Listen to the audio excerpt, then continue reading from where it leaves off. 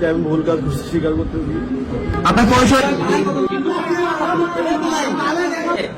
ও নিজের যৌনাঙ্গে সরিষার তেল মেখে ওর পিছনে দিয়ে ট্রাই করছে।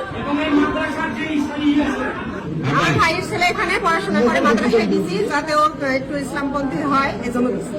ও মাদ্রাসা দীর্ঘদিন থেকে পড়াশোনা প্রায় 2 বছর থেকেই করতেছি। তার মধ্যে ওরা আবার বোর্ডিং এ নিছে ঈদের আগে। বোর্ডিং এ নেওয়াতে বাচ্চা বাসায় কান্নাকাটি করে বোর্ডিং এ আসবে না ঈদের আগে নেওয়ার পরে আবার এই যে মাদ্রাসা পরশুদিন খুলছে, বাচ্চা আসতেছে। আজকে বাচ্চা বাসায় গেছে, যাওয়ার পরে কান্নাকাটি করতেছে আর হাঁটতে পারতেছে। তখন ওর দাদি জিজ্ঞেস করছে, বাবা কি হয়েছে? ওর লজ্জায় বলতেছে না, শুধু কাঁদতেছে। ওর দাদি এসে আমাকে বললো যে মা দেখো তো ওর কি হয়েছে, আগে শোনো তো। আমার কাছে সব কথা শেয়ার করে গেলেন। সে বলছে খুব আমার সাথে একটু খারাপ ব্যবহার, মানে আমি আমার ছেলেদের লাগাই আমার ছেলে বলতে পারবে আছে এখানে। ওই যে ওর সাথে কথা বললো, বড় ছেলে ছোট ছেলে, তখন ওদের সাথে স্বীকার করলো যে আমাকে এরকম আরো 2-3 দিন করছে, আজকেও করছে।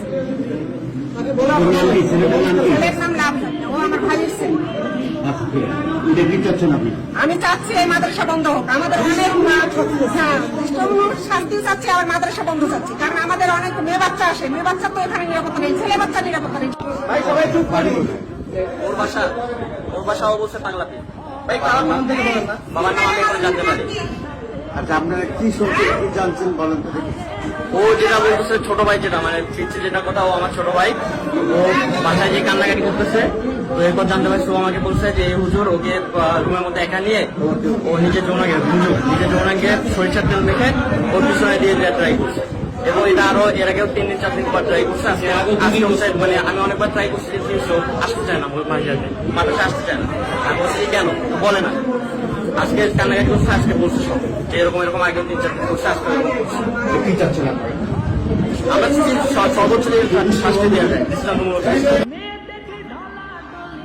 হুজুর তোর মাদ্রাসাতে লুচ্চাতে ভরা, মোল্লা তোর মাদ্রাসাতে লুচ্চাতে ভরা, মোল্লা তোর মাদ্রাসাতে ভণ্ডতে ভরা।